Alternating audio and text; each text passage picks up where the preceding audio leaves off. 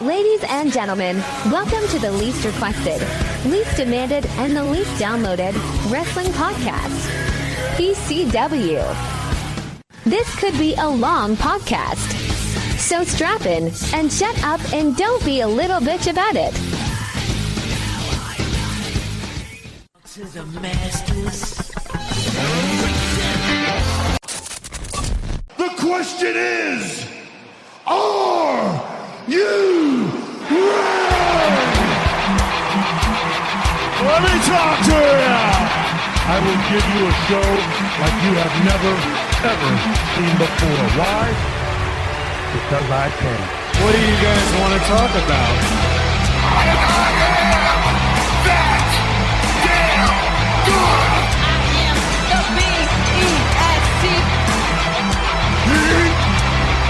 And the color red in a world full of black and white. I am the eater of worlds. Yeah, if you're some man,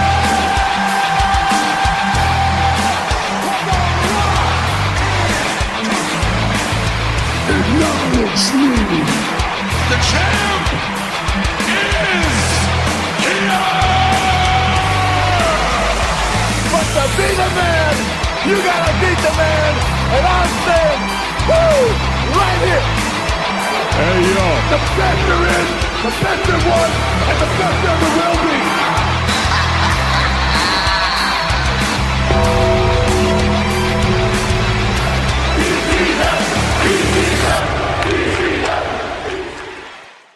Ladies and gentlemen, boys and girls, children of all ages, welcome back to another episode of PCW Podcast Championship Wrestling. My name is Wayne, also known as Semi-Dry Chicken. I will be your host for tonight. We have a pretty packed episode. We're going to discuss ticket prices for Wrestlemania. We're going to discuss salaries of wrestlers from 2025, plans for Gunther. What the hell is he doing? We're going to talk about Jade Cargil and her attitude backstage. We're going to talk about some heat that Ricochet has been getting. We're going to talk about JBL getting fat. And then we're going to do the Smackdown and Raw recap from last week. We'll also revisit the Guess Who's Holding These Titles game. We played that last week. I think we're going to revisit that. And also the fantasy match bracket. We got another round of that. All that and more. But with that down, let me bring in my co-host for this evening.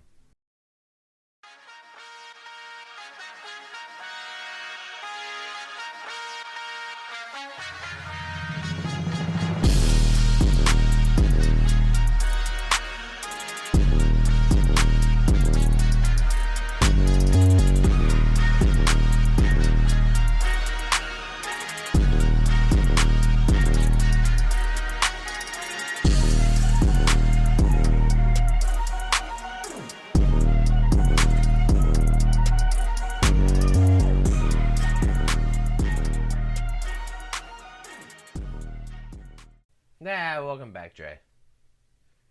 Yo, what it do, PCW crew? Not much, you know. Just weeks away from WrestleMania. All right, let me bring in. I mean, things are at least starting to pick up. Yeah, storylines and all that. Well, with that said, let's bring in our guest. Voices in my head, they counsel me, they understand, they talk to me.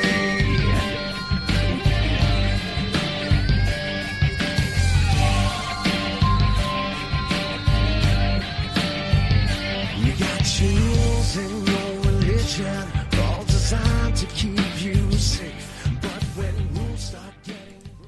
Alright, Tyler, I brought you up from the basement, now you're here. Yeah, I made it to the big time. Yeah, man, cheaper tickets than WrestleMania. Almost next to nothing. Yeah, it's front row seats, man. PCW is trying something a little local PCW studio. I'm going to try to record people in the room, in the office, if I can. Turning this into a studio, slowly. But, you know, people like Dre, who live quite far away, he just runs the PCW down there, down south. You know, We got maybe one day I'll get Doyle up here. Who knows? Get Doyle in the same room. He only lives an hour away. I know he's busy right now doing another podcast and all. He has to work. Yeah, okay. I think he's working us. Oh man, that's a kitty, babe. Yeah. Dre, how are you, man? Tired as fuck. Are you eating anything this episode? Not yet, but it is on the way. It is on the way. What you get? You get DoorDash? Well, I use Grubhub since it's tied to my Amazon, but it is definitely on the way. Let's talk about WrestleMania ticket prices went down. They dropped $100. Ooh. So a whole $100. Wow. Yeah. Well, let me see here. It says WWE has lowered the ticket prices of WrestleMania 42 as per tickets. Night 2 tickets lowest price has dropped from $254 to $177. Night 1 tickets has also dropped from $228 to $177. I feel sad for the people who already bought their tickets the nights prior and paid top dollar. Now here's the question though. My question would be, because obviously it's in Las Vegas. Yeah. So a lot of people are probably going to be flying there. Would it have anything to do from the result of increase in airplane tickets, airfare? You know what I mean? If maybe we'll take it a little bit easy on them.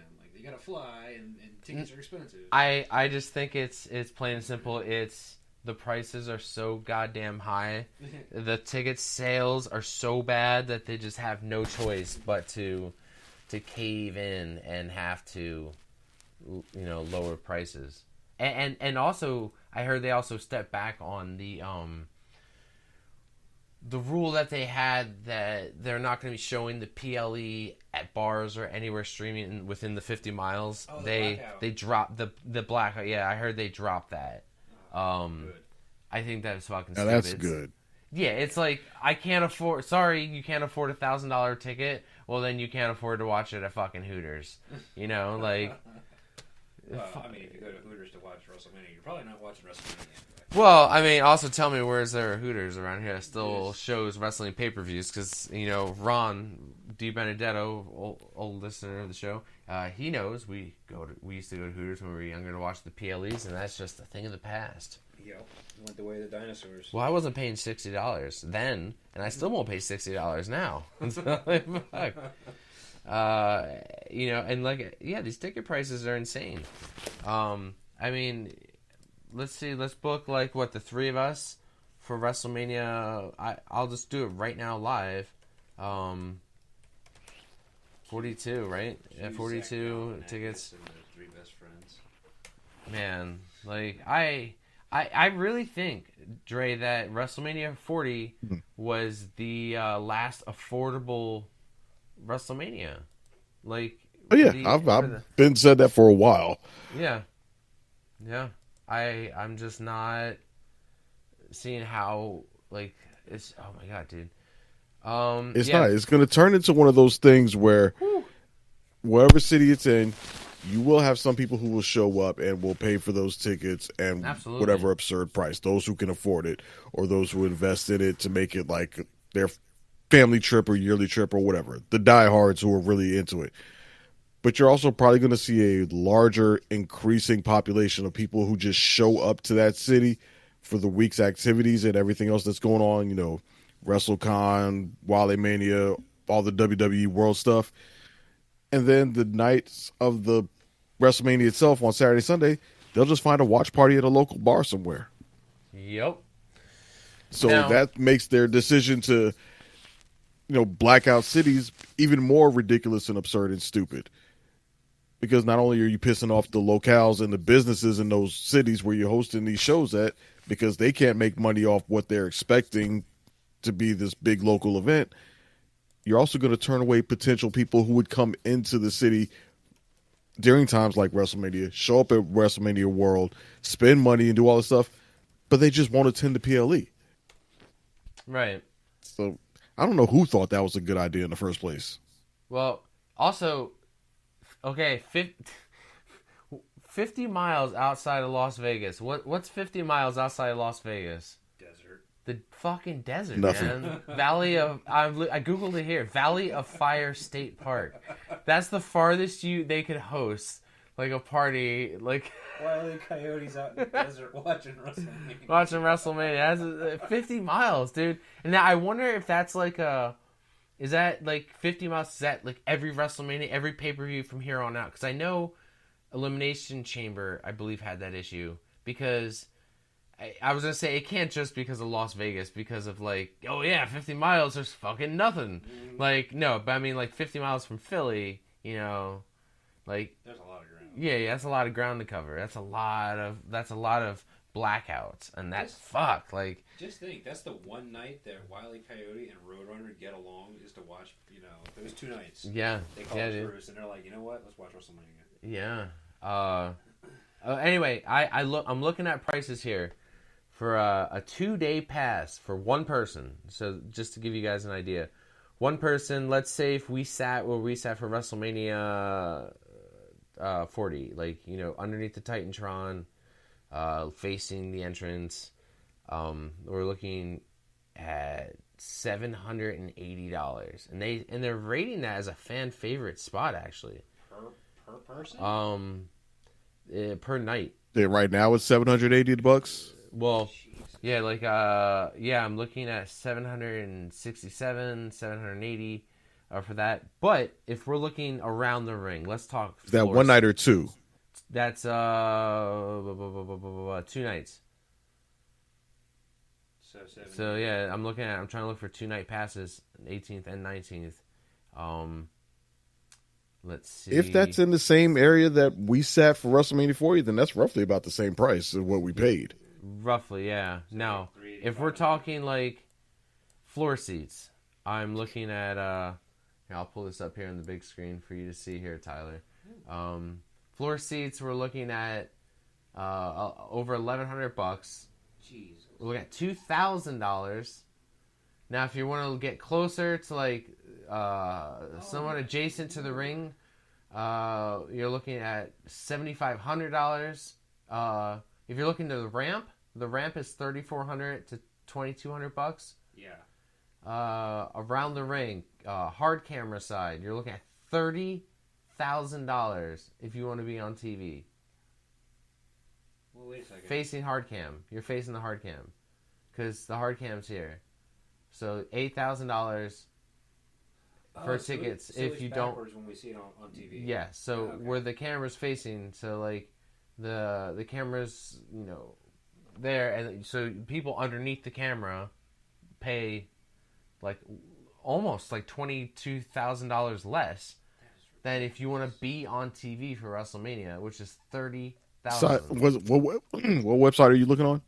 I'm looking at StubHub. Wow, that is just. It's insane. StubHub's a resale site, though, right? I don't know. I honestly, I just typed in WrestleMania tickets. The very first thing that came up, I clicked it. Like the average StubHub would have resale tickets, right? So I don't think they were like an actual event. I think it's through Ticketmaster. Right. So let's assume maybe for WrestleMania, you can definitely find better deals like on Ticketmaster and stuff. It's just a matter of just looking for the deals. If you really want to go, there are deals. I'm sure there's also people trying to back out who $30,000 barely counts as a deal. Oof. Yeah. I mean, we discussed last episode. I think like VIP package deals that you could see like certain wrestlers. Is it worth it? Like, as the card changes this much, All right, is it worth it? So, on Ticketmaster, this is for Saturday only. Section 408. So 408. 408 on the thing. Yeah, 408. $215.50. So that's $215.50. Oh, that's all the way up there in the nosebleeds. Yup. Jeez. Alright. No. I mean, you know what it gets me is the seats that you end up getting and finding out you have a fucking pillar in front of you. or a fucking speaker or something. Yeah. Oh my god. Dwayne Coleman, he was near the for WrestleMania, he was near the hard cam where they had like tarped up stuff.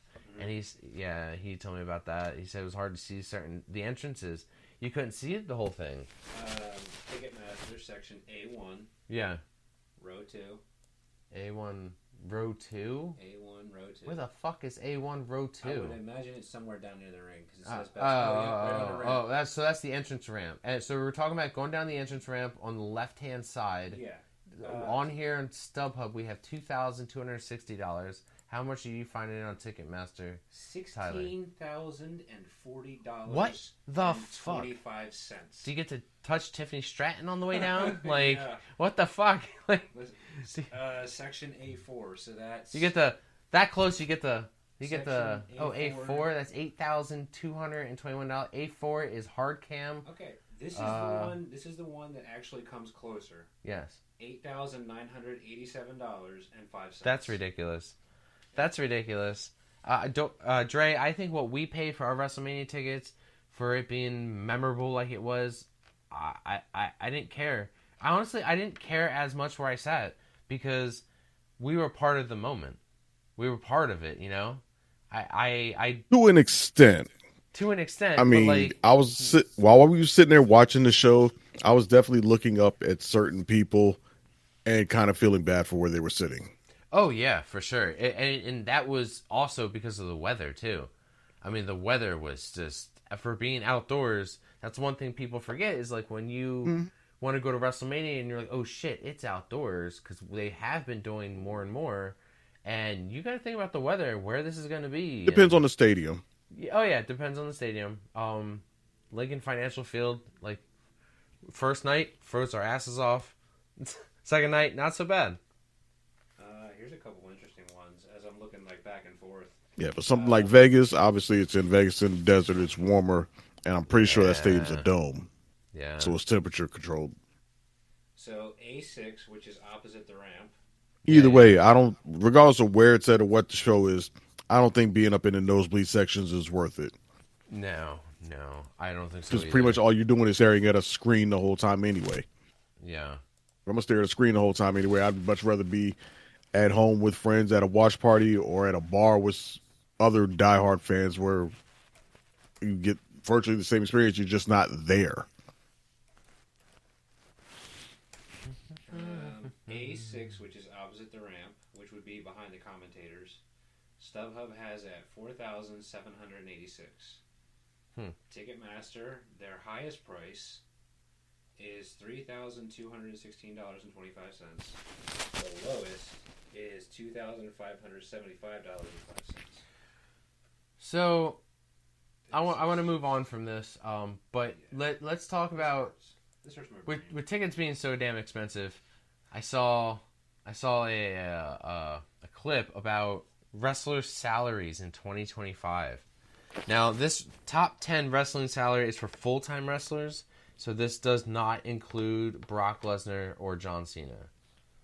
So, coming in at number 10, we're starting off with Rhea Ripley at $6 million a year.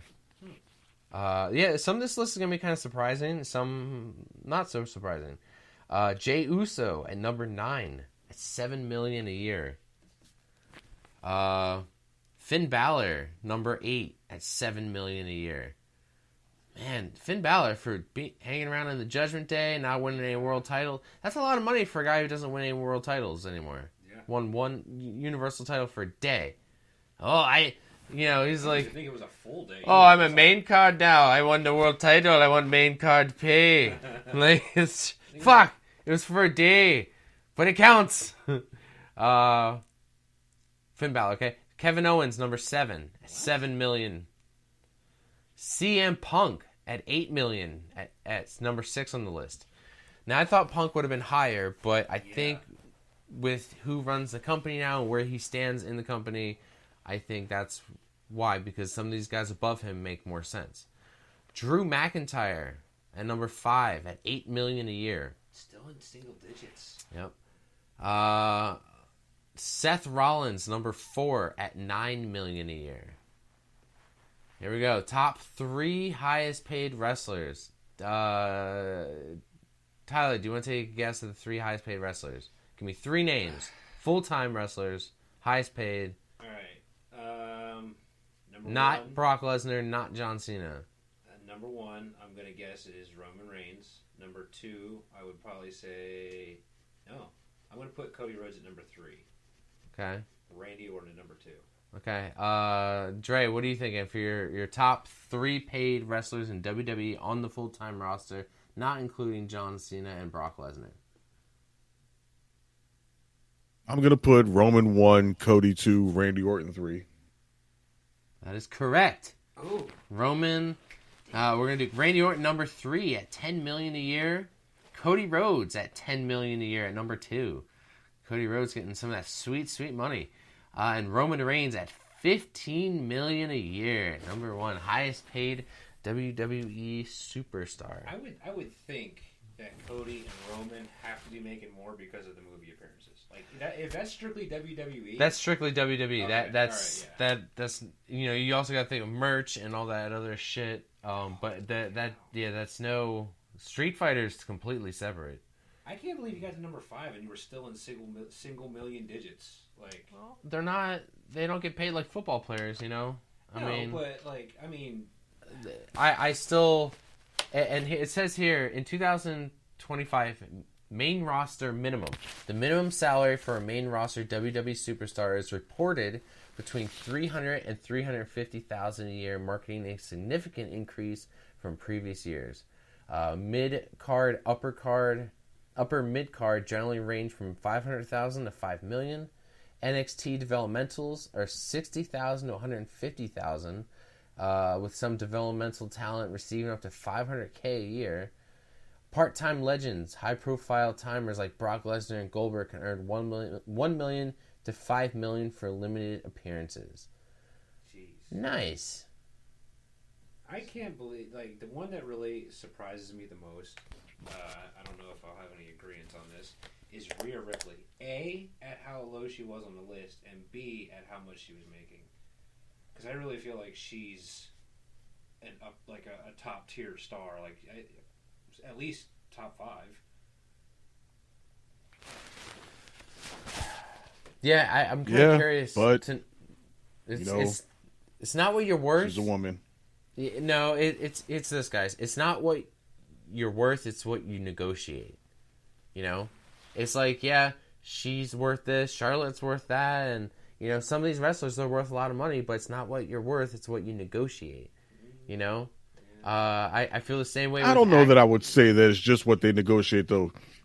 Because that implies that the women are just worse negotiators than men, which I don't believe for a second. They can win arguments really, really well. So. I think the women are traditionally been paid less than men. There may be some equalizing of that happening a bit now. But that list clearly shows that there's a ways to go. Ways to go indeed, my friend. Just by the very nature that somebody like Finn Balor makes more than Rhea Ripley, when Rhea Ripley is unquestionably a bigger star, main events more, sells more merch, and all that, but she makes less than Finn Balor. Got that sweet, sweet Judgment Day merch, bro. A veteran like Charlotte Flair isn't one of the top 10. Or Becky Lynch, who was considered arguably the face of the company at one point. Yeah. Which she was doing as the man. Or somebody like Bianca Belair. Yeah. Like, you gave the top 10, but imagine if you went much further, you'd probably see a whole lot more men that aren't as big stars as the women I just mentioned, but making more. Otis. Now, you know who I would want to know? I want to know what Logan Paul makes. If I could have, some curious, numbers, what's Logan Paul making? What's he pulling in right now? And how do they classify it, too? Like, is it regular talent income, or is it, like you said, limited appearances, like Brock Lesnar? He's full-time. I would think he'd be, upper mid-card, maybe. All right, let's move on. What the hell is Gunther doing for WrestleMania?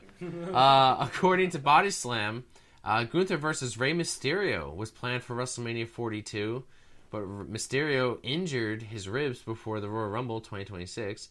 Right now, it's unclear if the Ring General will have a WrestleMania match this year. WWE officials are waiting to see if Rey will get cleared in time for the event, as WrestleMania 42 is still 1 month away.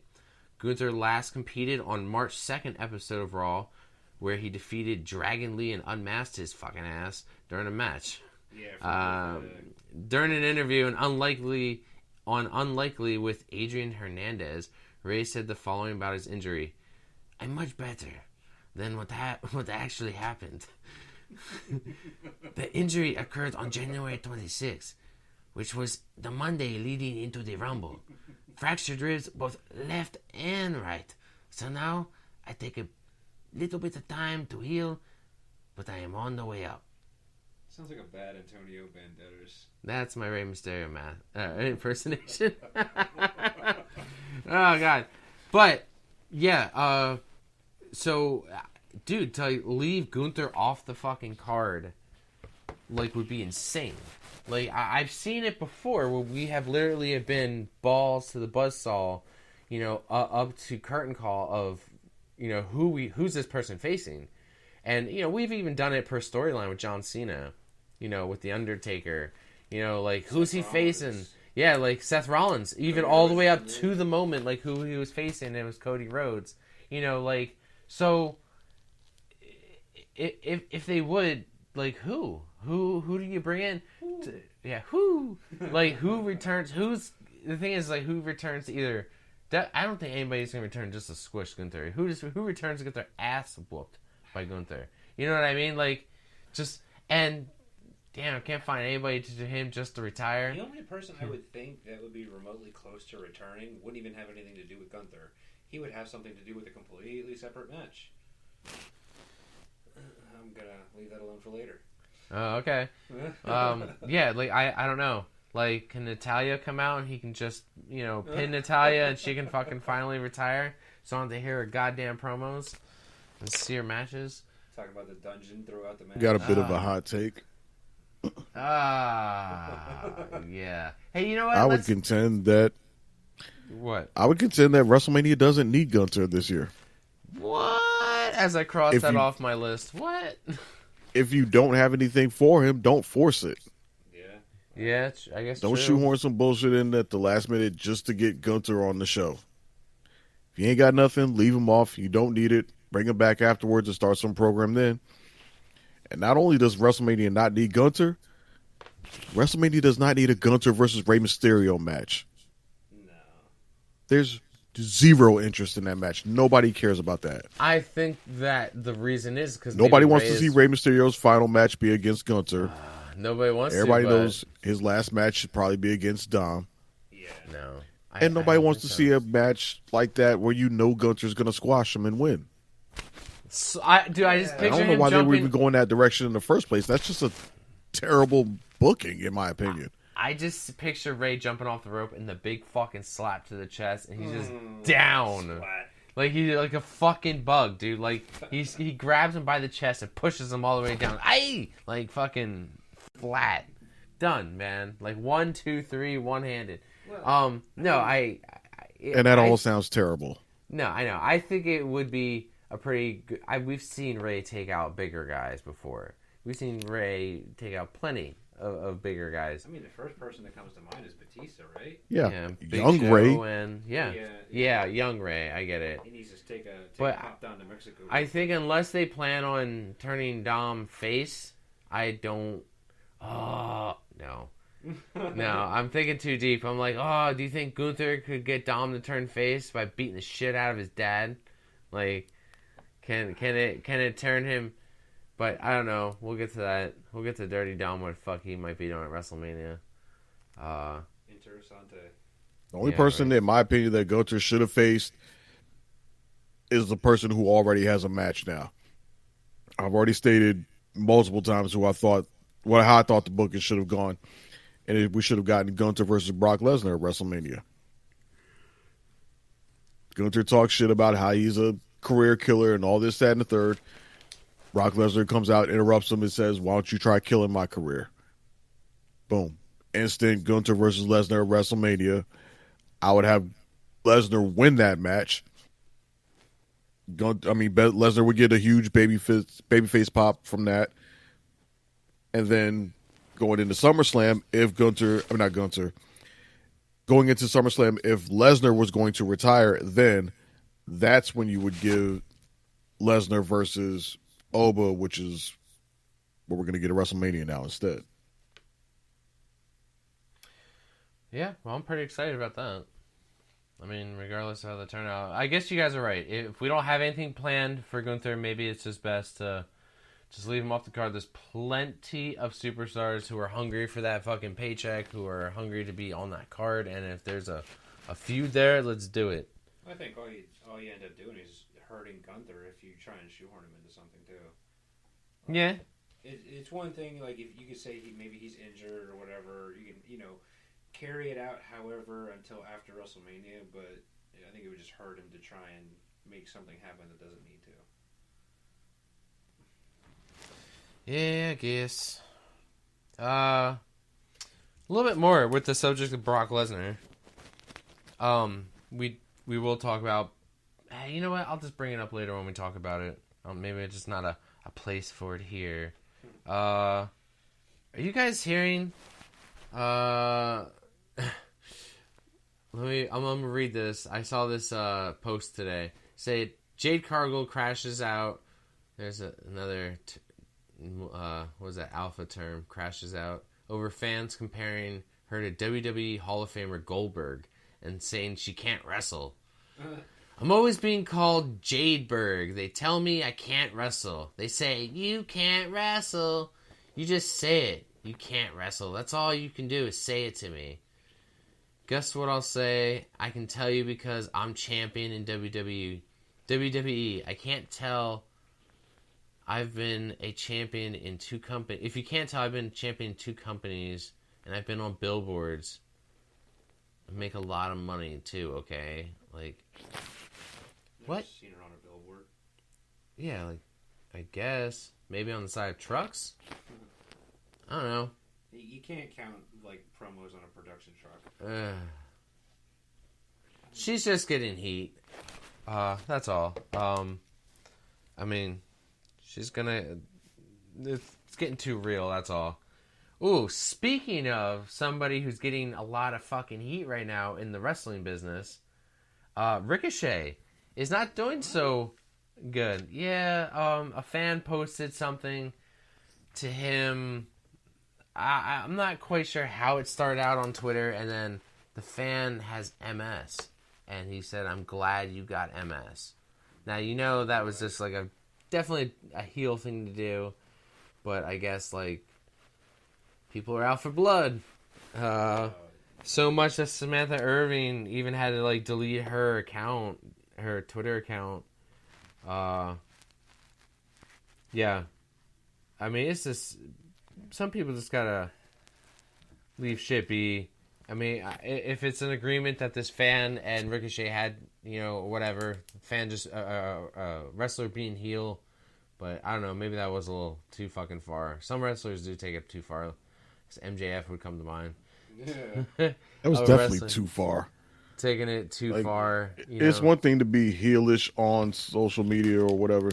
It's another thing to make a statement like that about somebody's medical issue and saying, I'm happy you have it. Is he like, that's just a fucking dick move. What's that? Is he doing it? And if he got trolled like hell for it, where everybody came for him for it or came for Samantha for it because of what he said, then that's just karma at work at that point. Yeah. You cross the line, you're going to get that smoke from people. There's a line, and like, you can't handle. I mean, it's the internet. People talk shit and troll on the internet all the time. Right. If you can't handle it, log off. Yep. You're in the public eye. You gotta have tough skin. That doesn't mean what fans say to wrestlers or do to wrestlers is always appropriate either. Fans need to learn to have some respect, but at the same time, this is what comes with the territory. So, after doing a quick search, as of early 2026, Ricochet is considered a babyface. He's considered a face. Ain't no more. So then, like, I would. So then, what he said was kind of fucked up. Well, yeah. I mean, it is regardless. But like, I'm not saying this to excuse what he said. I would want to know as to the nature of the interaction between him and the fan. Like, was something said that triggered him to say that, or you know, I'm not. It's again, it doesn't excuse it because that is way too far. But if you're a face and you're saying something like this, something had to have been said to you to really push you that far. Yeah. Damn.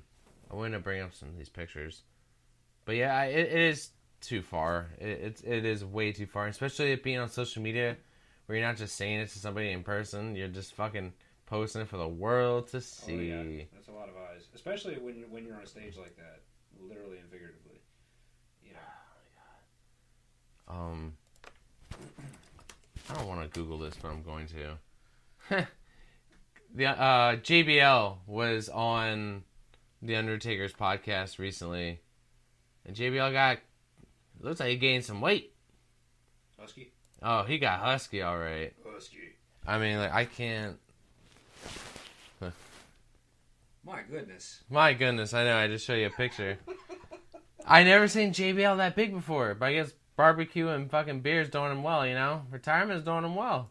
I can't help but think of Ben Stiller in Dodgeball. Oh, yeah.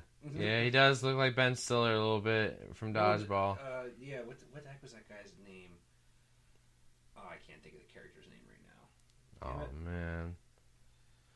But at the end, when he's, you know, sitting there eating the pizza and everything. Yeah. Wow. Yeah. I mean, whatever, man. Guy's retired. Enjoy it. You don't have to work out every day at the fucking gym anymore. Enjoy your life. Yeah. JBL's definitely enjoying his life. Your WWE retirement checks. Yeah. So, you know what? Let's go into recent Smackdown. I'm gonna go here. I gotta make notes here, you know, for later for the podcast. So I put JBL fat. So he's gonna ring my doorbell and clothesline me. Clothesline from hell. I know. I did. One year I asked for a spear from Goldberg, and he said he was on his way. Oh, he really answered you? Yeah, he answered me on Twitter. He said he was on his way. I was like, oh shit. I locked all my doors. No risk. I took off of work that day too. Oh, he's gonna track me down. You get out of your forklift and just bam. No, this is when I was mowing lawns. I was afraid he's just gonna run out of nowhere across the lawn and just spear me off my mower. So, Honey, how was your day at work? You wouldn't believe me if I told you. Terrible. All right, Dre. We're gonna start off SmackDown with Drew McIntyre coming out and bitching. Drew McIntyre quits, man. He quits, and he just you know, no penalties for breaking contract. You know, he doesn't get escorted out. By the way, when I quit a job, I get escorted out. Mm-hmm. And I'm not allowed back on the property, you know? But no, not Drew McIntyre. I quit. I'm leaving. I'm tired of this freaking company. He leaves. Just leaves. Yeah, I mean, he's pretty much... Drew feels the way I feel. This fucking guy just gets a title shot. And then I feel like it's been stolen from me. But I know, we discussed this last week, Dre. I know. He deserved it. He had it coming. I know. But it's called accountability. I know. Here we are. But he's a heel wrestler. They're never supposed to get that. They're never supposed to get their comeuppance. Not until the day of. And it's not the day of WrestleMania. But you guys comeuppance early, man. Yeah. Man, I just, like... I think with title changes like this, I think of, like, if I bought my tickets to WrestleMania after Randy Orton won the Chamber.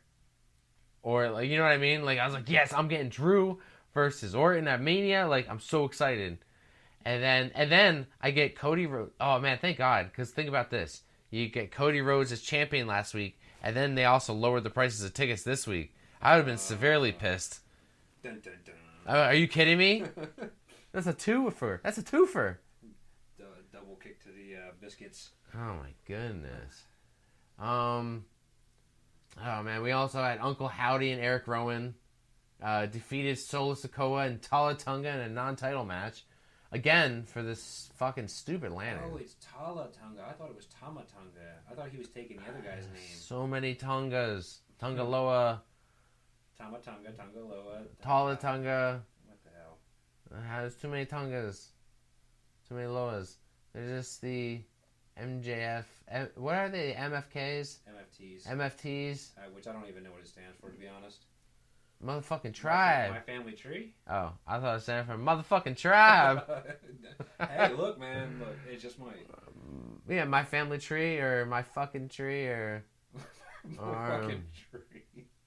I don't know. Where's this going? Let's... I want to pause here for a second. Nowhere. These guys never get on PLE because this goes fucking nowhere. Just a few that nobody cares about that won't die. Dude. It's filler material. It is filler material. This is why SmackDown did not have to go to 3 hours. This is why. This exactly here is why. Because you have so much fucking time. We're burning it on dumb ass storylines. I'm wasting time seeing a fight. By the way, they've gotten the urn back the past 2 weeks. They've got it back. Lantern, not urn. I think of the urn because that's where you get power from. That's where the Undertaker got his power. Yeah. Bray Wyatt never got power from the lantern, you know. But like this lantern is so important. But like they've had it for 2 weeks and they've lost it.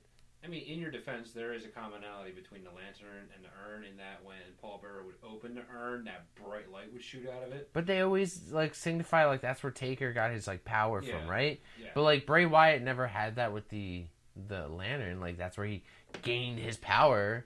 But like even so, like didn't Uncle Howdy? He lost last week, right? He lost last week. No, he won. He won. Got the urn. Or not the urn. I keep saying urn. He got the fucking lantern, and then he lost it again. And then I think Nikki took it this week, and then she lost it. Yeah, because somebody came and ran. She did a drive-by on her. Just like, as soon as they get it, just run! Run through the crowd like CM Punk running away with the title. Like, just run through the crowd with it. My only... I think that for the one person that the lantern did work as a source of power for was the Fiend. Because then when it was the Fiend coming out holding the lantern, it was Bray Wyatt's face, you know, on the lantern. Right. Sort of like, okay, he's here, I'm the Fiend, you're fucked. You know? And then the lantern was normal when Bray Wyatt was present. You know? It's just, yeah, dude, this is just going nowhere. It's going absolutely nowhere. I hope WrestleMania, it's done, and then these two can... I hope we have a shuffle, and we put these guys somewhere else. Both teams, or just one of the teams? I do not want to see any match involving these people on WrestleMania. I know, but we're going to get it on WrestleMania SmackDown. Along with the Andre the Giant Battle Royal. Oh, the Friday before. Yeah, the Friday before. That's fine. They can throw it on the go home episode of SmackDown or whatever. I can tune that out. That's like a bathroom match. Like, oh shit, okay, I can go to the bathroom. I can make popcorn. You know. No, this bathroom match was what we got next. Michin versus Jade Cargill. Oh, okay. Michin with another loss. I think she has more L's than W's this year. And then we got a little standing confrontation between Rhea and Jade going into WrestleMania. I saw backstage Jade. I don't know if anybody else caught it. I'm trying to think what segment it was, but I saw Jade backstage talking to B-Fab. Oh, God. What's that about? That's Michin's partner, isn't it? It is Michin's friend. I say that with quotes, friend. Because they were just backstage earlier before the match. But then, Michin got our ass beat. There was nobody there to... People have been speculating that Jade might bring her baddies into WWE, to which basically like, I guess her female minions or stable or whatever it is. Same thing that she had in AEW. Some people have thought that she might bring that in to WWE. Which, if she does, okay, I think B-Fab would probably be a decent addition to that stable. You kind of have to overcome the hurdle of how do you go from beefing with this person to suddenly being her ally or her subordinate or something. I mean, I guess you could go with the whole if you can't beat them, join them mentality. But I think that would only work for B-Fab. It wouldn't work for Michin because obviously Michin just literally had a match with her. But then you also have to figure out who else would you bring up. Oh yeah. Do you bring like some people have speculated like you might call up Jada Parker from NXT, make her one of Jade Cargill's baddies. That could potentially work, but the issue with that would be the moment Jada Parker starts talking, it's going to become blatantly obvious how much better she is than Jade on the mic. Mm-hmm. And she will start to outshine Jade Cargill, which will be a problem. Could the same be said for her talent? Like her in-ring ability? Because then it would be like a double whammy. I only ask because I haven't seen... I don't really watch NXT, so I don't know how good Jada is. Oh, she's good. I mean, they had her on a few main roster matches, and every time I think she was on, she did pretty damn well. Who? Jada Parker. She hasn't had any main roster matches, no. You don't think so? Mm-mm. The only main roster activity she's had as she's been in the Royal Rumble, I think, the last 2 years. Maybe that's what I'm just thinking of her spots in the Rumble. Let's close this. Moving on to the women's tag team division. We had a match with the Irresistible Forces of Nia Jax and Lash Legend, the WWE Women's Tag Teams champions, versus Alexa Bliss and Charlotte Flair. But it ended abruptly when we had interference with Nikki Bella and Brie Bella, gone for 5 weeks, and they just come in and demand a title shot. So, I see where this is going.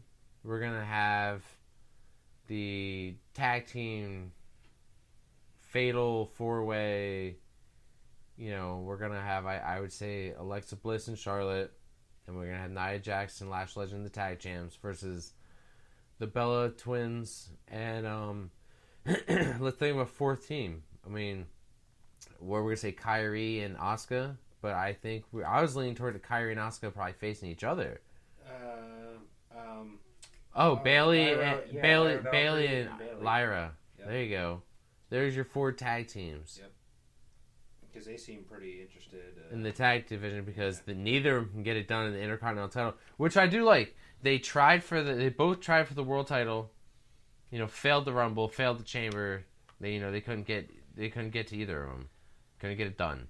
And now they're like, fuck it. Let's try for the Intercontinental. They both tried, both failed. Now they're like, fuck it, let's do the tag team titles. They got their foot in the door. Now, you know who should take notice of that shit? Cody Rhodes. Because when you fucking lose, you get to the back of the fucking line. Here we go. I love it. Dude, you fucking lost. You get to the back of the fucking line. You don't bitch and bitch and bitch until enough! Which, by the way, a way overused word by Cody. And how many times did Stone Cold become Intercontinental Champion after winning the WWE title? But, dude, it just... How many times did The Rock do it? But that's The Rock. That's Stone Cold Steve Triple Austin. H? Actually, not The Rock and Stone Cold didn't win the title as many times as we think. Undertaker? Yeah, Triple H. All right, I see what you're doing. I see what you're doing, sir. You're not gonna rattle me up here. John Cena's probably the only person to reach that level and be willing to step back to a mid-card title after. Prestige. To become that Grand Slam champion. I think me personally, is like, I think after you acquire a world title, maybe you should look at trying to acquire being a Grand Slam champion if you haven't already covered most of that route. You know what I mean? Right. Like for career wise, I would think so. Like I would like, okay, I want to win the world. Then you title. can end up like Sheamus chasing a mid card title for the last 10 years and not getting it. Oh man, what Sheamus did you? He's just quietly minding his fucking business. Fucking, the fuck this guy. I mean, yeah, that's true. Most guys usually hit those mid card marks on their way to the top, so they don't have to go back and get the title. I mean, Dre just like reached into my brain right there and pulled it out. Nah, it's like coming in low and then working your way up. It's absolutely true. But then you could have an instance like Stephanie Vaquer, where you come in and you're right at the top. You know what I mean? She didn't go and get like the Women's United States or the Women's Intercontinental. She was just, boom, top tier. Well, let's move along here and talk about another former world champion who took a step back and is now No, go ahead. I was going to say, to his point about Stephanie Vaquer, she came up the NXT route, though. Yeah.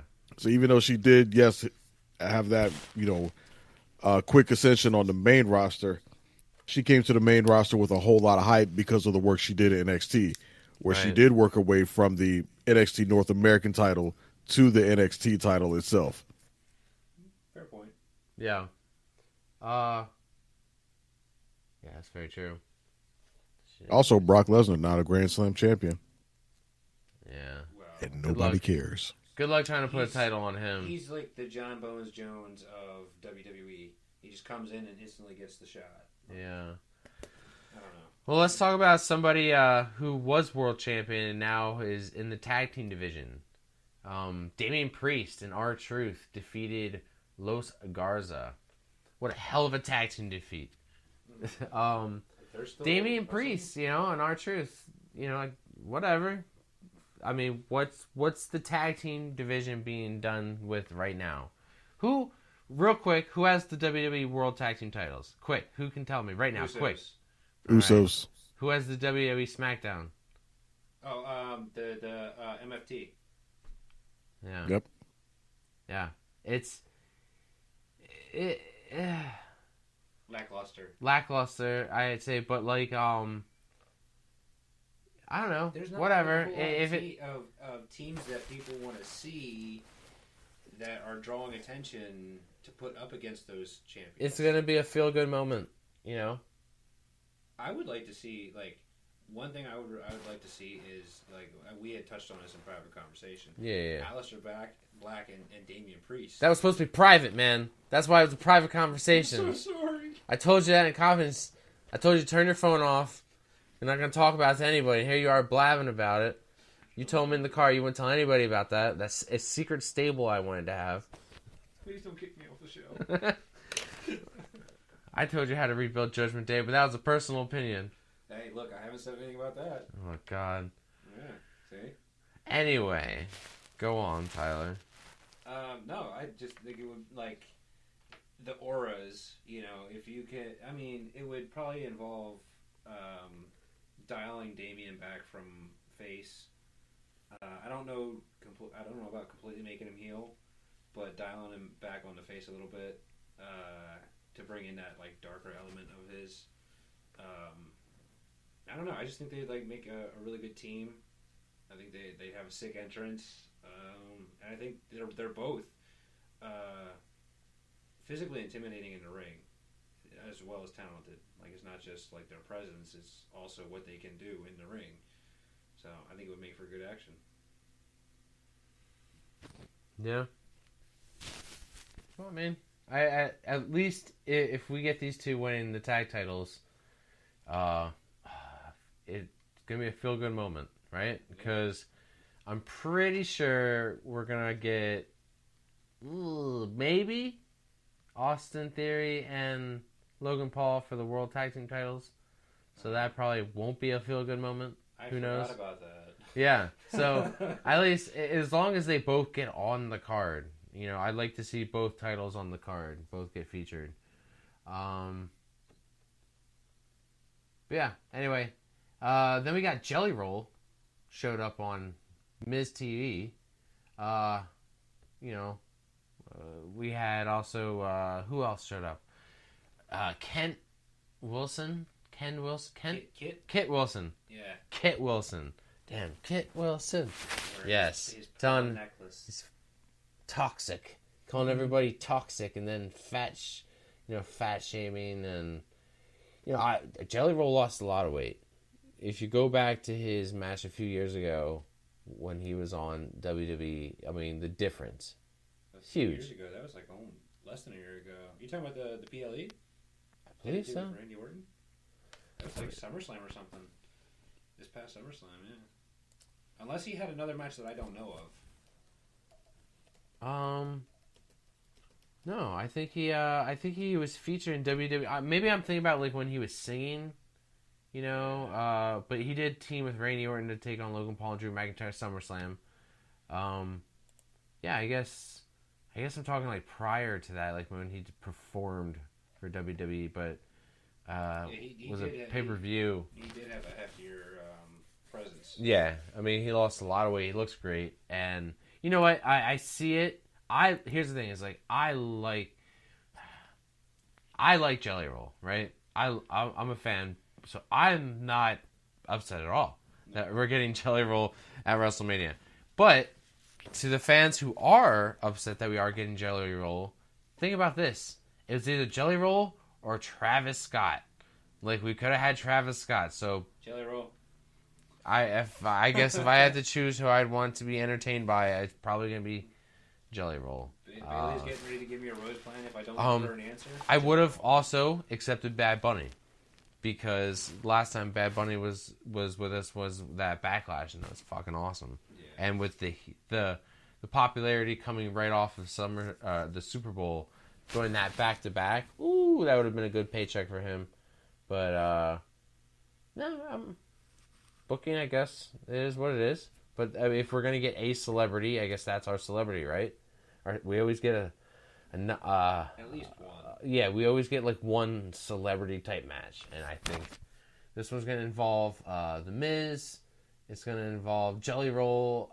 There's rumors going around that it might involve Royce Keys teaming up with Jelly Roll. Who else teams up with The Miz? I don't know. It's hard to say because who the fuck even wants to team up with The Miz? Carmelo Hayes got a championship. That's got a whole storyline. Yeah. We know that that Danhausen is trying to do something with The Miz, but I don't see Danhausen teaming up with The Miz. Which also I want to bring up too. Do you guys believe that we're not going to see Danhausen's first match till WrestleMania? I don't think we're going to get a match from him at WrestleMania. You don't think so? I don't think we need a match from him. I don't think we need one either, but I mean, this man's been employed in the company for quite some time, and I haven't seen him step in the ring and do anything. He's just... I'm not saying I'm not enjoying... Depends on what they brought him in. Yeah. What they brought him in to do. I'm not saying I'm not enjoying what I'm seeing right now, but I'm just curious. I really haven't seen any of his matches. I'm not going to lie. I mean, Doyle was here. I'm sure he would give me tons of feedback on what I need to hear, but I'm just curious. Like, okay, how much? Neither have I. From what I've heard, he's just kind of mid. He's not a show-stopping wrestler or anything like that. Like I've heard he's serviceable. His gimmick is more over than his wrestling ability. Exactly. Okay. So I mean, they probably brought him in to be more of an entertainment character than an actual in-ring performer. Right. And if that's the case, then I'm fine with that. Stick with what works. Sure, at some point he probably will have to step in the ring with somebody for something. Yep. But I'm okay with if that doesn't happen at WrestleMania. I'm okay if that doesn't happen for 6 months. I'm okay if that doesn't happen for a year. It happens whenever the story warrants it. Dude, the segment where he cursed, he was gonna curse, was it The Miz and Miz? No, he was gonna curse Kofi. Yeah. And he put Grayson Waller in front of him. Dude, I was fucking dying. Grayson Waller got fucking cursed. Like, what'd you do that for? Oh my god, yeah, that was funny. So like I said, I am enjoying the segments with him backstage. I just didn't know if they had plans for him to wrestle.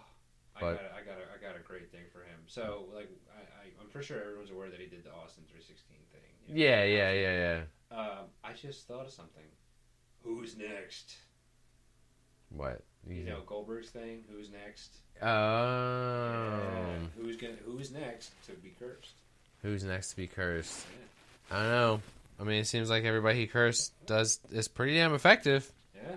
So, if he just starts cursing people and they start losing matches and stuff backstage after being cursed.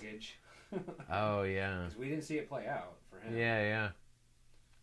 Oh, shit.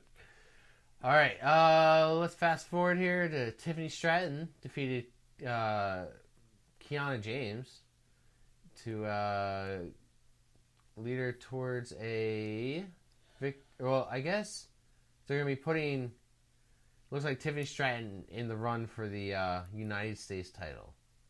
I don't know if it's just those two or if are we involving other people. Are we, because this, I'm sorry, the United States title is pretty, it's not relevant right now. And unfortunately, I think if you put it, I know, like we were talking about how maybe it seems like a downgrade, but yeah, you put the title on Tiffany Stratton, maybe it'll be relevant again. Because the only other person who made that title relevant was Chelsea Green. Well, to your point. Yeah, because unfortunately they've done, I won't say that they've done Julia bad, but they haven't really booked her the best. Mm-hmm. Obviously, her language barrier is more of a barrier for her than somebody like, say, Asuka or Io, as far as, getting across in promos and exchanges and communicating and such. Which made sense to throw Kiana James with her to be a mouthpiece. But then they turn around and book Kiana James better than Julia. Mm-hmm. Granted, Kiana James has performed well in the ring. Like, she showed out and she's had, excellent matches, excellent showings in things like the Elimination Chamber and such. But they still chose to put Kiana James in those positions as opposed to putting the United States champion Julia in those positions and giving her the chance to shine and show out. That just seems like odd booking to me, to put one star with somebody else to serve as their mouthpiece while the other one is, from an appearance standpoint, supposed to be the more featured act. But then you turn around and book the other one better. Is it and give her all the more featured spots, while Julia is just basically reduced to just matches on SmackDown with, lower mid-card talent. I was gonna say, was it meant for to weed out possible contenders? But then you mentioned Julia, taking on lesser opponents.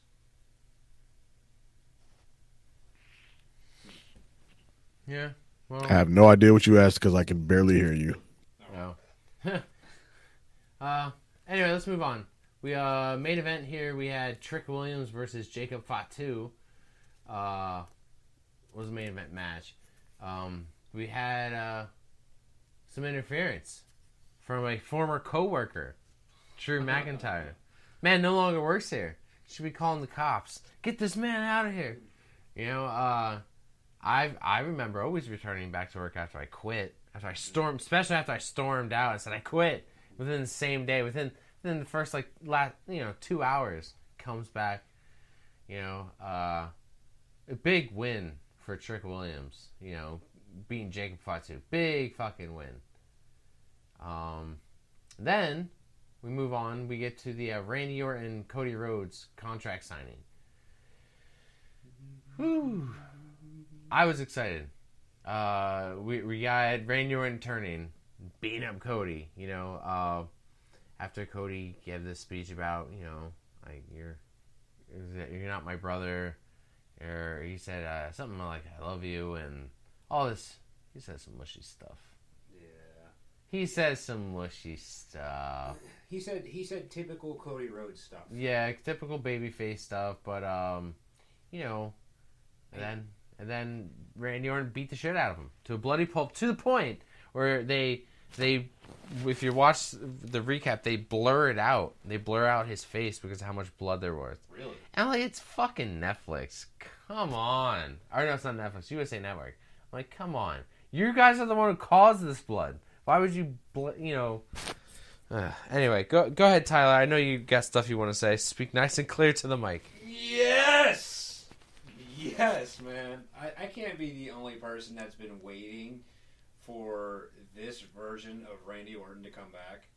And I'm so, beyond happy that... And to Dre's credit, because Dre said last week, they have so many weeks to build this up to be a blockbuster match, and this was a great way to start that off. To your point about Cody Rhodes doing his talking and everything, all he had to do was shut up for a minute, 2 minutes, and let Randy Orton explain just what was supposed to happen and what was gonna transpire. And he couldn't just be quiet. He had to hear himself.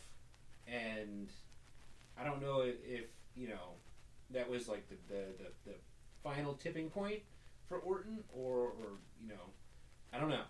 But loved every moment of it. Could not stop watching. And it was just a great way to set this thing on fire. Because now I'm just more excited to see what else Orton will do to him to torture him leading up to and in WrestleMania.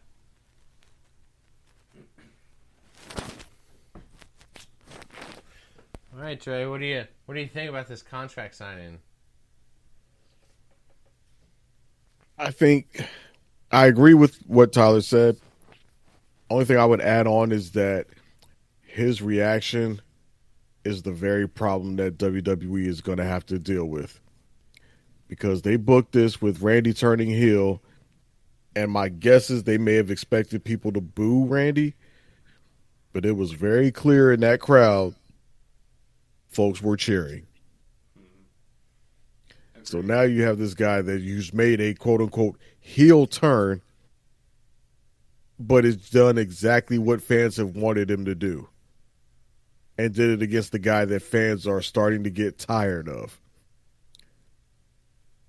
So you have now the loved heel versus the, I won't say hated babyface because he's not at that point yet, but he's not as hot as he was a year ago or 2 years ago. Yeah. So it's going to make booking this a little bit confusing for them, or a bit more difficult for them going into WrestleMania. Because I'm willing to bet that unless Randy does something like completely diabolical and crosses the line, I'm willing to bet he's going to come out to a huge pop at WrestleMania. And Cody will come out to maybe an equal pop, but possibly a lesser pop. I mean, the only thing Orton was missing was just setting Cody on fire. I mean, dude, they were chanting for Randy Orton. They were chanting for Orton. Right. I mean, Orton is just at that point where he's just so... You just reach a point of respect from fans from being such a senior member of the roster that you can't be a heel, man. It won't work. It didn't work for Cena. Didn't work for Cena. We cheered even more when he turned heel. I wasn't booing his ass when he came out. So, I mean, like, it just doesn't work. I think Randy could still get booed. But I think part of the problem is, A, who he did it against, Cody. You know, again, the guy that people are starting to get a little bit tired of. Mm-hmm. And B, this is kind of playing to the nostalgia of Randy Orton. Because what did you see online? What was everybody saying as soon as he did it? 09 Randy Orton's back. Yep. And that's what people have been wanting for the longest. People want to see Legend Killer Randy. You know, constant memes online showing, you know, bald, skinny 09 Randy Orton saying, you know, this is the best version of Randy Orton ever. This is the version of Randy Orton we need back. And they just gave that to us. So of course fans are going to cheer. Maybe I'm not giving them credit. Maybe WWE knows exactly what they're doing, and maybe they did this on purpose. Maybe they have something else in the works. Maybe they have another twist on us. Like some people said, maybe we might get a double turn. Maybe Randy did this thing that seems to be a heel turn, but everybody goes face on it. Maybe Cody doubles down and he goes even deeper down the heel rabbit hole to where we now have 09 Randy Orton as a heelish babyface, and Cody is now full on heel. Who knows? We'll see. Yeah, we'll see. I just want to say, I did think about what you said, Dre, about having a heel who is loved and, you know, the face who is hated. I did think about that, like, after watching everything transpire and play out. Like, it's an issue to fix, to work on and try and figure out as you move forward. So I agree. It was a thought of mine. Just another annual beatdown. His yearly beatdown, Cody Rhodes. You know, the year before it was who did he get? Rock? Yeah, he got beat down by The Rock one year. He got beat down by the Bloodline, I believe, one year. Like, it just seems like his yearly. Well, beat down by The Rock for 40, beat down by John Cena last year, and John beat down Cena by Randy Orton this year. Yep. Oh, let's not forget Travis Scott. Oh yeah. Haymaker. All right, that wraps up SmackDown. Let's get into Raw here real quick. It starts off with Seth Rollins in the ring with his Putty Patrol, the goons, the ninjas from Batman. You know, Putty Patrol? Yeah, Putty Patrol from Power Rangers. You know, that's what I think of when I see them all running around like fucking idiots. But we had Paul Heyman come out, and you know, damn, Paul Heyman looked rough. He looked rough, man.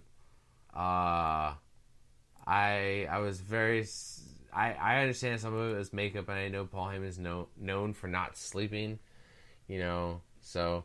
But I have this audio clip because he kept saying F-A-F-O, F-A-F-O.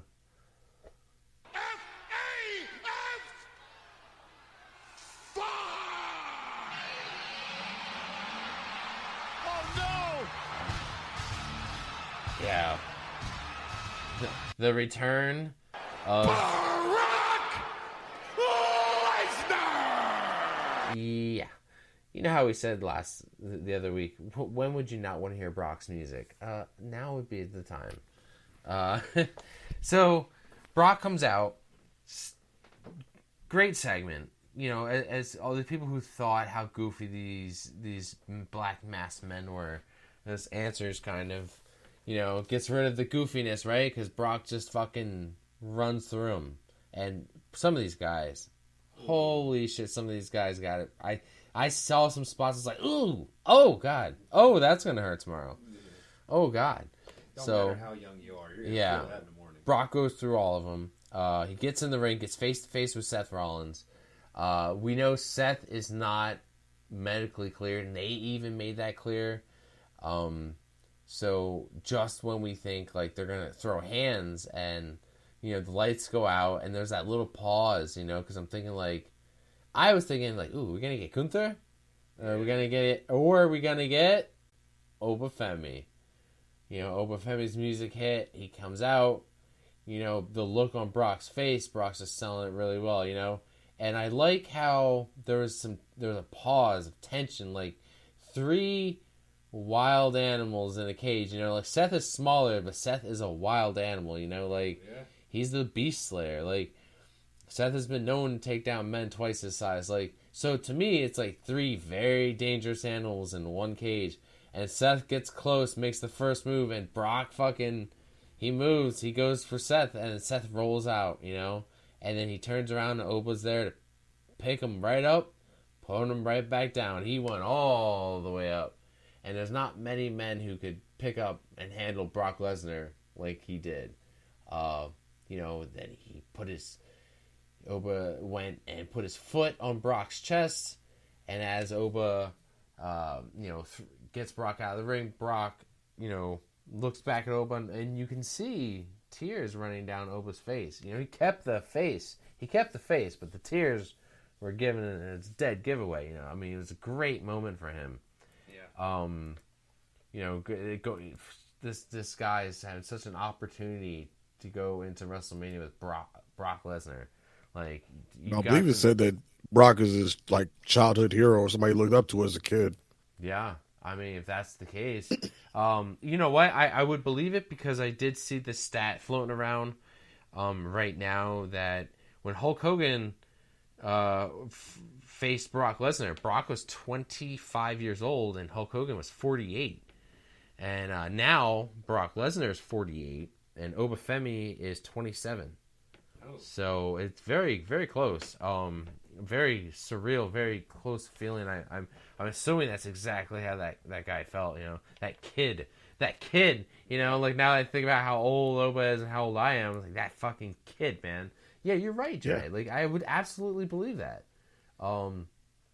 Shit, like the opportunity that some of these young guys are getting on the main roster. You know, with Javon Evans and Obafemi, you know, this is fantastic. Yeah, I think Oba was born in 1998. Huh. So Lesnar made his debut on the main roster in 2002, right after WrestleMania 18. Yeah. So that would have put, you know, Oba would have been like a 4-year-old kid. So maybe he wasn't watching wrestling then. Maybe he was. So I don't know how much, if he saw first run Lesnar or he saw him when he came back. And what was that, like 10 years after he left? So like 2014 is when Lesnar came back, something like that?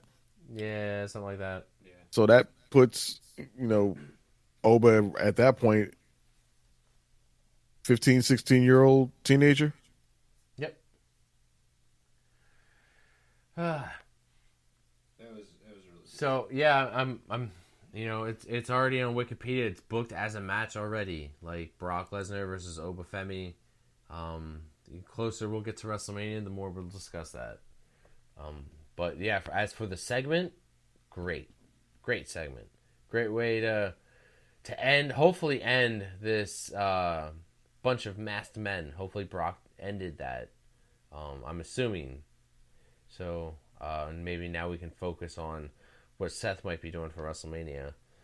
I think Paul Heyman should go and pitch something for Subway in their $5 footlongs, because the way he's selling fives, like what was it, Survivor Series War Games, when it was old Bloodline versus new Bloodline, and he's 5v4 and then 5v5 and then the F5 set. Like he has a way of selling five. All right, that's all I'm saying. He sells five really, really well. God. I'd go buy a $5 footlong if he chucked it at me. Well, anyway, moving on. Hold up before you move on to that, because we ain't done with this segment yet. Okay. Okay, go ahead. All I'm gonna say is, Oba better not fucking lose. Because they're going to do this match and have this rising star in Obafemi, who everybody's behind, who everybody's looking at as being the next big thing, pun intended. You ruined all that if you make this motherfucker lose to Brock Lesnar at WrestleMania. I forget all that, young guy facing the older veteran, and he's the young lion trying to take down the king, and he's not quite ready yet, so he gets knocked down. I mean, that's an argument that Doyle made in our Discord, and I get that argument. I really do. The one thing about that type of argument, though, is usually when somebody is the younger guy taking on the veteran and they're not ready for him yet, and they end up having to take that step back or get knocked back for a moment. The thing is, they always eventually get their lick back. Right. They always eventually do overcome that veteran. Prime example I always refer to is Sting and Ric Flair. Very first Clash of the Champions, young up and coming Sting, hot act, taking on the veteran Ric Flair, who's the world champion. I think it was a 60-minute Iron Man match. Sting lost, but Sting showed that he could hang. Sting showed that he could go. He had earned Ric Flair's respect, but obviously he lost.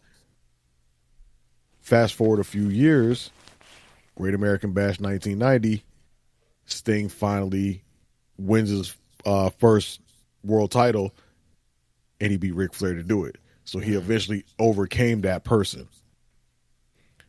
If this is Lesnar's last year, and Oba loses at WrestleMania, he's not going to have his opportunity to get his lick back on Brock. And if Brock retires without ever putting him over, that's going to forever hang over Obafemi. That's going to diminish his position as the ruler or next big thing or whatever, because no matter what, it's always going to be, you never beat Lesnar. Mm-hmm. Right. That's forever going to hang on him, and it's going to diminish him. So if they're going to go with this match at WrestleMania, Oba has to win. Oba has to win. We'll see how they book him in the next few weeks here. All right, moving on. El Grande Americano got to have his match against the original El Grande Americano. The Kaiser version of El Grande Americano won this match due to some shenanigans with the other luchadors that are in his little stable. They put the steel plate in his mask, which I don't understand. Why would you not just wrestle with it in your mask the whole time? Yeah. I don't understand. To me, it's just as silly as Dom putting the fucking hammer, the ring bell hammer, in his fucking boot. It's just as fucking stupid, man. Yeah, so unfortunately, I don't think this feud is over. Question. Yeah, question. So, original El Grande lost. Yeah. Is this as a result of the curse that he was given last week? It could be. That's true. The fucking curse, man. Yeah. The curse. Danhausen playing again. I don't know, and I don't know. I hopefully one of them gets unmasked at WrestleMania, and then this fucking thing is over, because I think it's run its course. At least I think so. I'm over it. I like seeing him back, but the only thing that's been like entertaining from the whole fucking thing is he ripped a big ass hole in his fucking singlet this week. It is holy shit, Chad Gable. But that's because you haven't been watching everything AAA. going on with them. I heard what's been going on in AAA though. Like I've heard, and he is over. Kaiser is over in AAA. What? So is Dirty Dom. These guys are really over, and I think he's actually competing for a title. I believe, right? Or am I crazy? Who? El Grande, the new El Grande. He just won the Ray Del Rey, something. Yeah, damn it. Yeah, the thing there. I guess I can look it up. That's interesting. I think it's sort of like the Andre the Giant Battle Royale type thing. Oh, okay. Where it's like not quite that, because there's not that many people in it. there was only 4 people in the match. It was both El Grandes, Santos Escobar, and La Parca. AAA only had one of their superstars in it? Oh, wow. I mean, yes and no. I mean, technically Santos is signed with WWE, but he's pretty much working almost exclusively in AAA now. Mm-hmm. So he's Joe Hendry. What do you mean? Well, when Joe Hendry was, signed with TNA, but he was doing all that WWE work until he signed with WWE.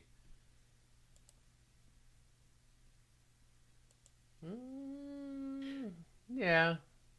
I think it's a little bit different.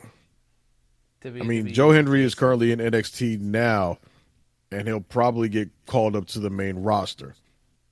If anything, Santos has done the opposite. He was on the main roster, and now he's moved over to AAA. Fair. Yeah. Well, I mean, but the match that Grande Americano won does grant him a future AAA Mega Championship title match in the future. So now, we could get an El Grande Americano versus Dirty Dom match at some point in the future if Dom remains champion. Where can you watch AAA at? It is literally on YouTube every Saturday night. YouTube. Nice. Okay. Wait, hold on. Free. YouTube TV or just straight YouTube? YouTube. Okay, all right. The tube of you. The tube of you. Right there on the internet, free as can be on WWE's YouTube channel. Awesome. Like they have like their weekly show every Saturday night. I think it's like 10 o'clock or something when it goes live. And they just had the PLE or the pay-per-view was streaming for free on YouTube. Right. Wow, that's great. Okay. Well, damn. How did AAA take over the world? Everything was free. And I've heard that is it NXT PLEs? I think they might be moving over to YouTube when the Peacock deal expires. Oh, really? That'd be cool. So I think right now the NXT PLEs still are on Peacock. But I think once that deal ends, I think those are going to move over to YouTube as well and be up there for free. All right, let's move along here. Next match on our Raw list, we got AJ Lee going against Bayley for the Women's Intercontinental title match. You know what? Wasn't a bad match. Wasn't a bad. This one's a little bit better because you have to deal with such an animated fucking Becky Lynch. It wasn't so fucking goofy. It was right to business, getting off the ring rust. So this was definitely an improvement from her last match. Yeah. And they had AJ Lee retain. I was kind of surprised that they're doing this. What's she gonna? She gonna wrestle next week, and put it on the line? Is there something she's gonna do every night till WrestleMania, and then maybe lose it to Becky, or I guess that would be the fighting champion. I could see that, open challenge until WrestleMania, and then possibly lose it to Becky. But what do we got next? Because I don't know. I thought that would have been something they would have saved for Mania, but I guess not. Yeah. They don't want to build the feud. They just want to knock them out. It was a good match. What, talking about Bayley and AJ and Becky Lynch? No, Bayley and AJ Lee. It was just for it wasn't for a match at WrestleMania. It was just for Raw next week. So, whatever. I like I said, if she puts on another match every week, then it'll be worth it. She said she wanted to be a fighting champion. Yep. And a lot of people have been criticizing her return since that she had returned and wasn't working in matches, was barely showing up. So if she's going to be up there more regular, then, give her the props. And speaking of which, I want to give props to Bayley and Ludwig Kaiser, because they've been putting in work over this whole weekend. Because Bayley, not only did she just work this match with AJ Lee on Raw this past Monday, she showed up at the AAA PLE on Saturday as well, challenging their women's champion. What is her name? Flamer, or something like that. But now you got me interested in watching AAA. I mean, dude, it is actually worth watching. Yeah, because as stale and kind of formulaic as WWE programming is starting to get every week, AAA is a good change of pace. Like their PLE was only an hour and a half long, with the same number of matches as a WWE PLE. It'd be a nice cleanser from a SmackDown. It's a nice change of pace from Smackdown and Raw. Yeah. And you're getting good matches. I'd say maybe because they're new to us, more interesting characters as well. Like Mr. Iguana, like that. I mean, the characters, are new. If you watch WCW in the 90s, then it's not super new because, cruiserweight division. Damn, that's true. But it's worth checking out. Like I said, Bayley showing up is a surprise. I mean, this their women's champion, Lady Flamer, she was about to set a record. I guess is the longest woman to ever hold that title, or longest title reign, or whatever. Right. She was one day away from it. Had this match against a surprise opponent because it wasn't announced beforehand who her opponent was going to be. It was just her versus some mystery opponent. So she came out. Everybody's waiting to see who it's going to be. Some people have speculated it might have been Raquel Rodriguez because I think Raquel's maybe popped up in AAA a little bit and they maybe had a little thing going. But then all of a sudden Bayley's music hit and that crowd fucking popped huge for Bayley. Yep. She came out to a hero's welcome and had a great match with Lady Flamer. Granted, Lady Flamer has two women with her well in the staple, so they kind of, interfered and helped Flamer win and defeat Bayley. Mm-hmm. But still was a great match. And like I said, Bayley went down to Mexico, worked that match, and then came up to San Antonio for Raw on Monday. Ludwig Kaiser worked the AAA show. Him and both Grande Americanos did it. Because they were both in that Reyes de Reyes title, that match. And then they both come around and work Raw Monday. And then Grande Americano Kaiser worked NXT last night. Damn, working double duties. So, Buddy been putting in work. Yeah, extra money, man. Let's talk about that top 10 bracket again. Yeah. Jeez, right?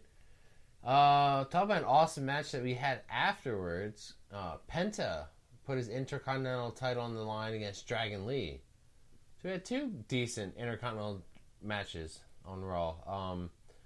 Penta with an awesome fucking entrance. Awesome entrance. All the pyro in the world. I was like surprised that we got Dragon Lee versus Penta. I thought it was fucking cool. Yeah. Pretty good match. So, I mean, if anybody hasn't seen it, it's definitely worth checking out. Like, Raw was actually the better of the two, so far. The way they had that backstage interaction with JD and Pierce. Yeah. I thought like he was gonna like shoehorn JD into the match. Yeah. I wasn't expecting Dragon Lee at all. Because then that would set up an interesting dynamic between Dirty Dom and JD. Yeah. We talk about the whole Judgment Day issue and the strife that they're having. So, but I mean, it's still a great match. Yep. Beginning to end. But then, after that great match, bathroom break, because then we got Natalya against Maxine Dupree. Boy, I'm pretty sure Everybody, the arena must have been cold because everybody was sitting on their fucking hands. Jesus Christ. It was quiet. I think I heard a mouse fart. Yeah, I think I heard a mouse fart too. I mean, for woof. It sucks. It's just... You want to talk about a storyline that had potential that they just completely blew? Yeah, dude. Like, wasn't this girl the Intercontinental Champion a couple weeks ago? Yep. Yeah, didn't she just beat Becky Lynch a couple weeks ago? Feuding with Becky Lynch. It was interesting.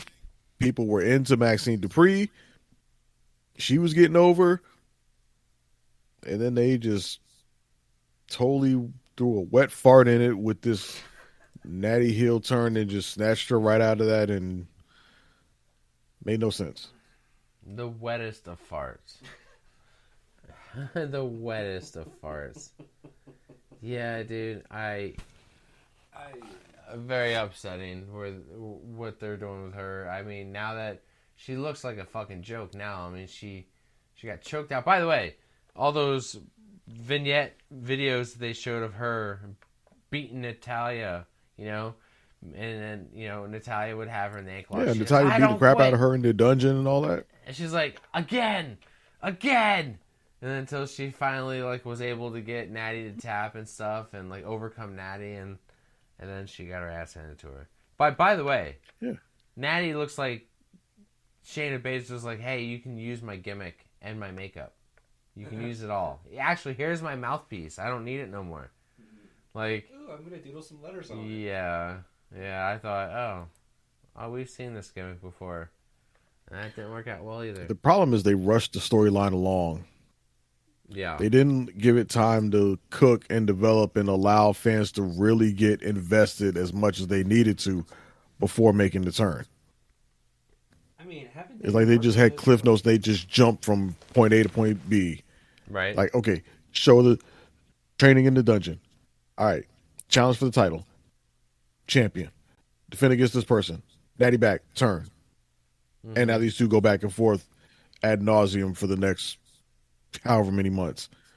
Like, they rushed it. They didn't allow time, again, like I said, for it to cook and fully develop, for fans to get properly invested the way they needed to, so that way when Natty finally did turn on Maxine, it carried weight and it mattered.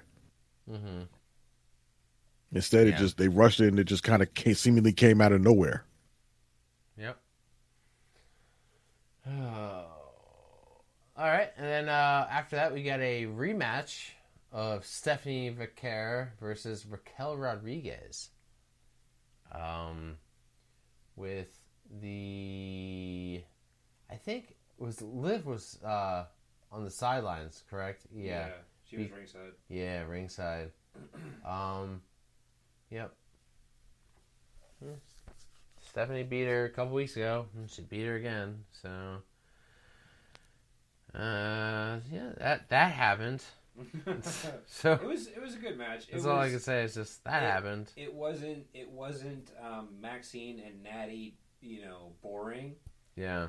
But it wasn't. I would say it wasn't Penta and Dragon Lee spectacular. Yeah. For the night, you know what I mean. It was a nice mid card, or I don't know how to mid-level match. It was entertaining. It wasn't too much. It wasn't too little. It was Goldilocks. It was just right. Yeah. So last week we had a confrontation between Punk and, was it last week or the week before? Punk and it was last Roman. Week. Yeah. 2 weeks ago. Where Punk told Roman that he was going to bury him with his father. Right? Right. But we saw the repercussions of Punk having to deal with the Usos, right? We saw how that went down. But now we get Roman and Punk, and Punk said some things, Roman said some things. Roman tried to just walk out the ring like a little bitch. And Punk stopped him. He even got out of the ring and standing in front of him, which I thought was kind of funny. He young boyed him back into the ring. Yeah, okay, by the way. Roman listened. By the way, yeah, he did that, right? And then the whole Roman's clapback for, the other week's comment about burying his dad. Well, apparently, you're old. You're old. That's the clapback. Now, any person with a half a brain can just Google this, but Roman Reigns is only 7 years younger than Punk. They're both in their 40s. Old. Yeah, 7 years is a long time in wrestling years. I know. It's just funny because when you think wrestling years, it's like dog years. It's like, oh my god. Because that's how we judge wrestlers by the bumps they've taken. And, I'm only 21. No, you're 33. Yeah, your bones and your body, yeah. If you want some perspective, 7 years is the entirety of Stone Cold's peak. Ooh. That seems so brief. Man. If you think about it. Yeah. Yeah. But, no, that's just... WrestleMania 14 was, 1998? That's when the Austin era began with him as champion. 5 years is 2005. That's WrestleMania 21. He's 2 years past retired. So here's a question, because we kind of touched on it with the Ricochet thing, and we know, what did CM Punk say? He is a gold medal habitual line stepper. Mm-hmm. Okay, so he's talked about the dead dad, obviously. Is he going to talk about Roman's illness? If nothing is off limits. No, because they didn't even mention the dead dog. Larry was off limits, I believe. Because either Roman. The story is that either Roman decided not to do it or Punk didn't okay it. Yeah, but that was originally supposed to be the line that set Punk off. Was Roman saying something about his dogs, but one of them decided against it. Yeah, I guess it was too soon, but it's I'm going to bury you next to your dead dog, Larry. Yeah. Oh, man. But Larry was cremated. Maybe that's why they can't do it, because he was cremated. Yeah, he's in a box in the living room. You can't say that joke. It doesn't make sense. Little puppy urn. Yeah. I mean, it's still, the whole you're old thing, it just doesn't, to your point, Wayne, just... Oh, okay, that's what drove you over the edge? That doesn't make any sense. It's, I don't know. Yep. 7 year difference. You're old. That's the clap back now. You're old. You're so old. Alright. That was Raw. I mean, honestly, go back and listen to the promo in its entirety. It's good. Between the promos of both heavyweight titles right now, go back and listen to them. They're both pretty damn good. So we got a little bit of time left here. I want to fill in this game that we're continuing of I'm going to tell you the championship titles, and you guys got to tell me which wrestler it is. Right? And I figured it might be easier if I start from the lower end of what they've gotten and work their way up. So maybe not to give too much away. Alright, this wrestler is a male wrestler.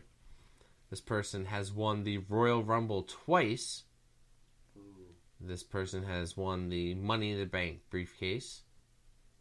This person has won the United States and the Intercontinental title once. This person has won the Tag Team Championship 4 times. Nope, not Edge. This person has won the Tag Team titles 4 times. It's won the Raw Tag titles 3 times and the Smackdown 1. This person has won the World Heavyweight title 4 times. This person has won the WWE Championship 6 times. This person has won the... John Cena? undisputed title 4 times. Oh. Brock Lesnar? No. Randy Orton. Randy Orton. Come on, I failed. Failed. That's my guy, and I failed. I'm gonna do one more. I'm gonna see if I can give you this one. We'll go with the titles in this company. Ooh. And then I'll start naming titles from the other company. This person, we're going to dig deep here.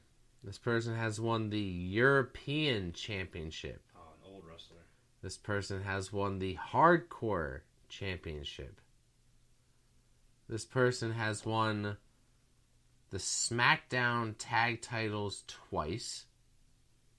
The Raw Tag Titles 5 times. Oh man, I think now I'm gonna get closer. This person has won the United States title twice. It's not Hardcore Holly, is it? Nope, not Hardcore Holly. This person... No, because you mentioned titles from other companies, so I'm assuming this is somebody who's not with WWE right now. Oh, damn, Dre's getting good. Go ahead. Van Dam. Nope. This person has won the Intercontinental 9 times. This person has won the Shelton Benjamin? Nope. This person has won the World Heavyweight title 3 times. Bobby Lashley. No. Ah. This person No, has Bobby won, Lashley was never world champion. This person never world heavyweight champion. WWE title once. Booker T? This person has held Daniel Bryan? Nope. This person has held the WCW world title twice. Rey Mysterio? Nope. What the fuck? This person has held the Ring of Honor world champion twice. This person has held the AEW world champion once. CM Punk? Nope. Oh man, how can you? CM Punk didn't have any WCW titles. Samoa Joe? No. Come on. Come No, on, not guys. Samoa Joe either. Come on. This guy is still around.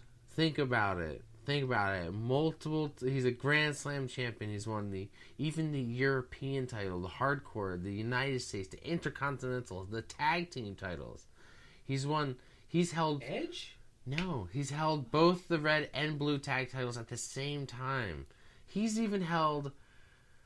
Oh, no, that might be another guy. But he was an undisputed tag champion. There's like only I will give you another hint.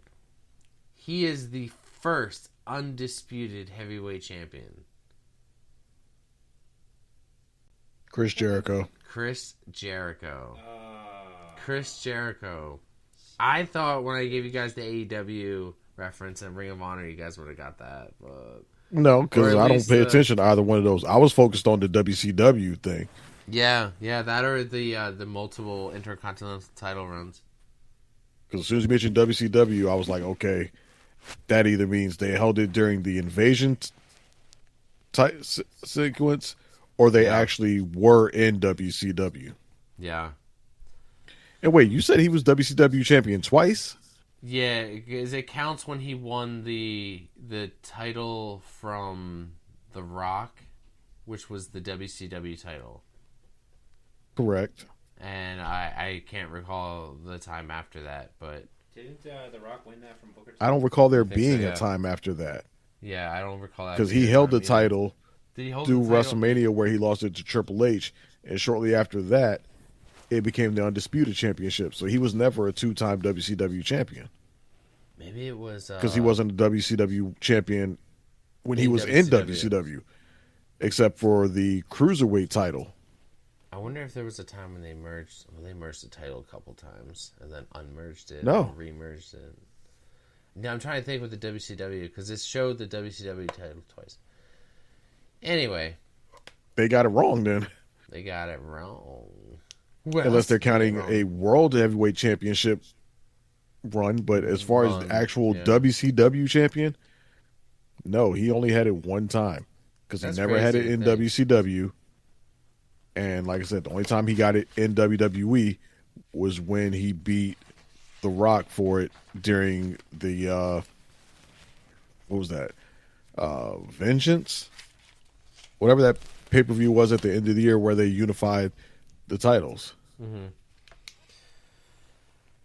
All right, let's wrap this podcast up with the fantasy match bracket. Oh boy, oh boy, oh boy.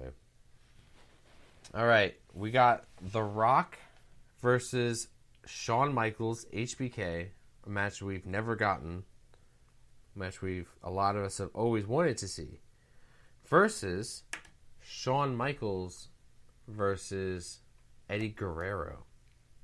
So Shawn Michaels is in both of these matches. Who would you rather have seen him wrestle in their prime? Shawn Michaels versus The Rock, or Shawn Michaels versus Eddie Guerrero? Dre, do you know who you want? I would personally rather have Shawn versus The Rock. Because you're going to get a good match out of the two of them. And the promos are going to be absolutely chef's kiss. Yeah. Shawn versus Eddie, you'll get some decent promos. You can probably get some good trolling from Eddie, especially if Eddie's playing the heel role. It'd be entertaining, and obviously the match would be spectacular. Mm-hmm. But for my money, I'd rather Shawn and Rock going toe-to-toe on the mic in the ring. Right. Tyler, what's your vote? I mean, Dre's reaching into my head again. You got to get out of there, man. I agree with him. Shawn versus The Rock. The promos would, if we're talking like early 2000s Rock cutting promos, absolutely hilarious, outlandish, and just top notch. And the action, would be stellar. It's not that I don't like Eddie Guerrero. Love him. He's a legend in his own right, and he has some good action. He does cut some good promos, but like you can't mic battle with The Rock. There's nobody that can do it better. You can't. I would love to see HBK versus Eddie Guerrero. As much as I would love to see him versus The Rock. Dude, the whole heel face, it could go either way. I would much rather see Eddie as the heel. I think the bell to bell would be the better match. Bell to bell, dude, it would be the better match. Like, I understand the promos would be way better with The Rock and Shawn Michaels, but face versus heel, I feel like bell to bell too. It's just better, but that's just you would have a more definitive understanding of who is heel and who is face. Yeah, Eddie versus Shawn, whereas everybody loves Shawn, everybody loves The Rock, so I can understand that. Yeah. Oh God, yeah. I mean, that's such a hard decision because they both would be so damn good. Right. Both matches. Both promos building up to the match. So, you could, these three guys, you could pick them from any generation of their career. That's the thing, is they're that good. No. You don't have to. I'd rather have Young Rock than, Final Boss Rock. Any day of the week. Because he doesn't have the help from Travis Scott? Well, that and, that whole, I don't know, that whole Final Boss thing was just weird. It just went nowhere. It just went nowhere. All right, so I guess you guys were going to put HBK versus The Rock to carry on to the next round. Hey, about time. Dre, do you want to add anything to wrap this show up? Nothing else really to add on. Again, I will repeat what I said before.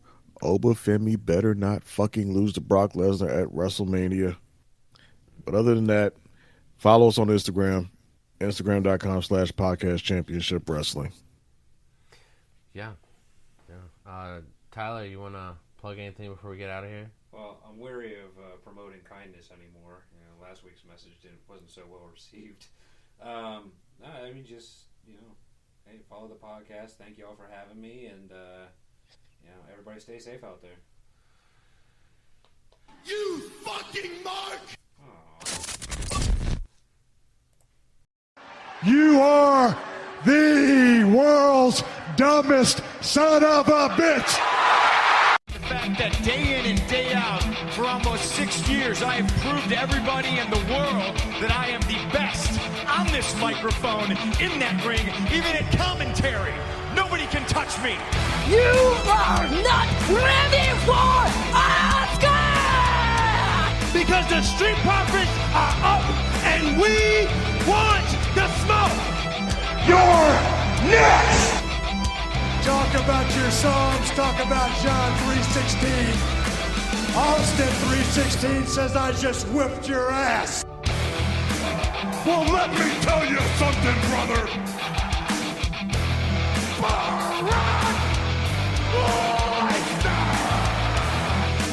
New day! The cream will rise to the top. Oh yeah, Macho Madness here. Welcome to the Kevin Owens Show. Lately, he just hasn't been very oozy. Because I'm the Miz, and I'm awesome! Those rotten bastards!